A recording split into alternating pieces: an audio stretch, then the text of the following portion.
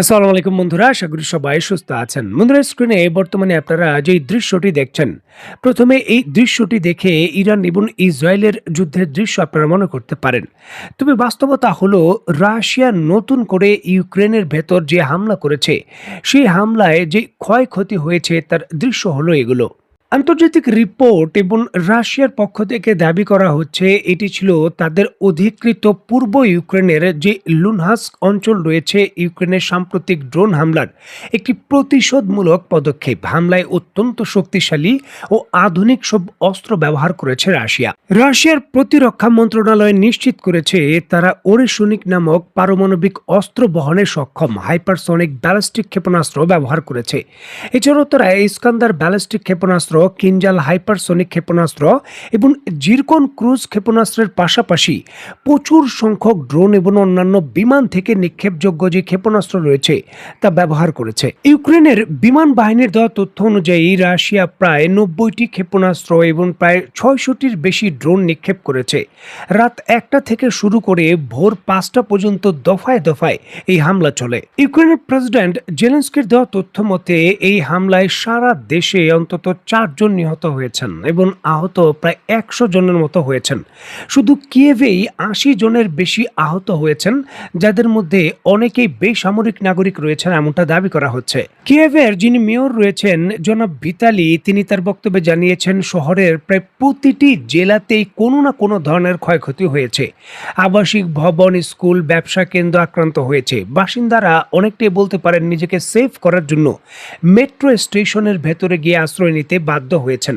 এখানে বলে রাখা ভালো, দীর্ঘদিন ধরে রাশিয়া ইউক্রেনের ভেতর এত বড় মাপের পাল্টা হামলা করে না। তবে রিসেন্টলি ইউক্রেন লুনাস্কে রাশিয়ার দখলকৃত অঞ্চলের ভেতর লাগাতার শক্তিশালী ড্রোন হামলা করার পর রাশিয়ার পক্ষ থেকে পাল্টা এই শক্তিশালী যে হামলা রয়েছে কিয়েভের ভেতর বা ইউক্রেনের শহরের ভেতর করা হলো।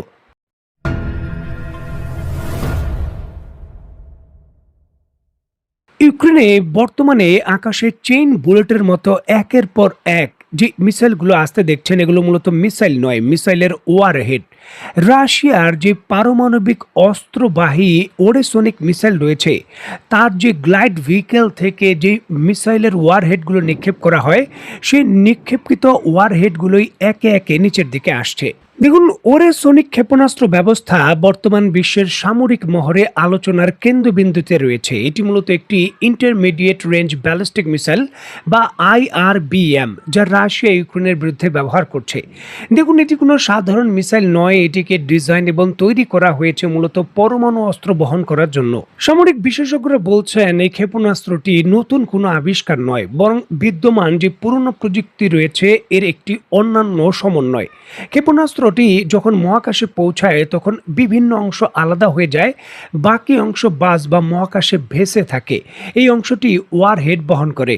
দেখুন, একটি ওরেসনিক মিসাইলের ভেতর প্রায় 6টি আলাদা আলাদা সাবমিশন ওয়ারহেড থাকে, মানে 6টি ওয়ারহেড থাকে। সেই 6টি ওয়ারহেডের মধ্যে আবার আরও 6টি বোমা থাকে।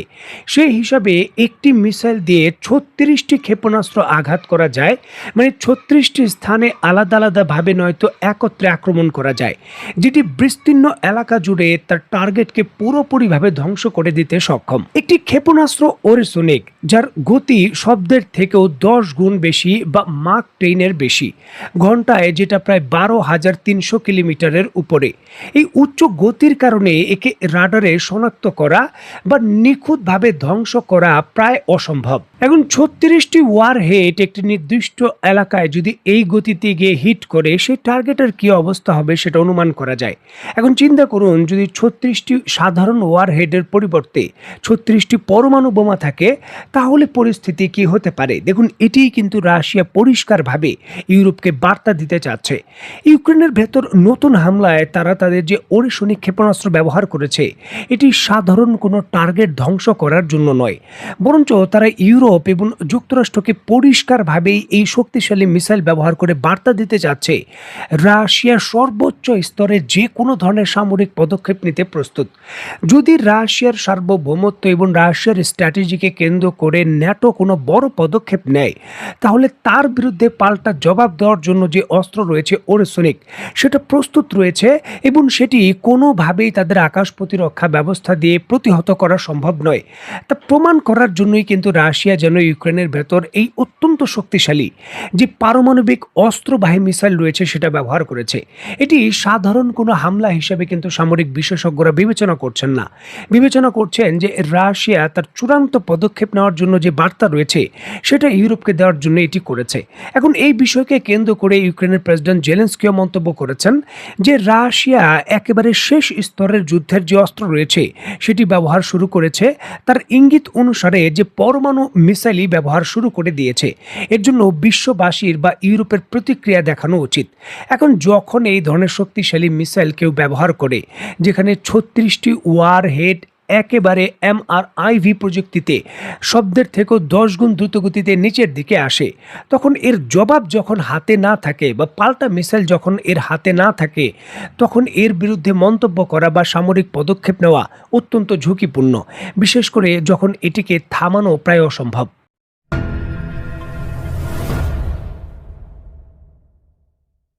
দেখুন, একটি দেশ যতই শক্তিশালী বা যতই পরাশক্তি হোক না কেন, কোনো দেশের বিরুদ্ধে বর্তমান সময়ে যুদ্ধে জড়িয়ে গেলে সেখানে কিন্তু তার পাল্টা যে বড় শত্রু থাকে তারা কিন্তু প্রক্সি হিসাবে সেখানে যুদ্ধে জড়িয়ে যায় এবং প্রতিপক্ষকে বিপুল পরিমাণের অস্ত্র দেয়। এমতো অবস্থায় কয়েকটি ফ্রন্টে যুদ্ধে জড়িয়ে যাওয়া একটি বড় শক্তির জন্য শুধু বিপজ্জনক নয়, অত্যন্ত ক্লান্তিকর এবং ঝুঁকিপূর্ণ। দেখুন, রাশিয়া এবং ইউক্রেনের যুদ্ধ যখন চলছিল তখন যুক্তরাষ্ট্র একক ভিত্তিতে ইউক্রেনকে সহযোগিতা করার জন্যই কিন্তু সকল মনস্তাত্ত্বিক এবং তাদের সামরিক যে শক্তি রয়েছে ব্যবহার করতে পারত। তবে বর্তমানে যখন মধ্যপ্রাচ্যে ইরানের বিরুদ্ধে নতুন সামরিক জটিলতা শুরু হয়েছে, তখন এই ঘটনা যেন রাশিয়ার কপাল খুলে দিয়েছে। কারণ এখন যুক্তরাষ্ট্র ইউক্রেনের ফ্রন্ট এবং মধ্যপ্রাচ্যের ফ্রন্ট, দুইটি ফ্রন্টকে সামলাতে হচ্ছে, যেটি তার জন্য অস্ত্রের মজুদ এবং অস্ত্রের সাপ্লাই দেওয়ার ক্ষেত্রে বড় ধরনের একটা চাপ।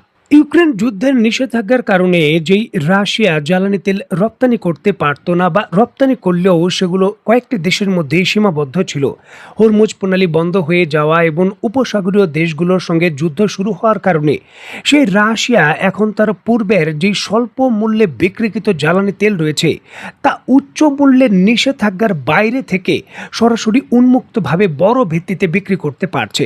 হিসাব বলছে শুধুমাত্র এই 1 থেকে 1.5 মাসের মধ্যেই রাশিয়া তার জ্বালানি রপ্তানি অন্তত দ্বিগুণ আয় করতে তারা সক্ষম হয়েছে।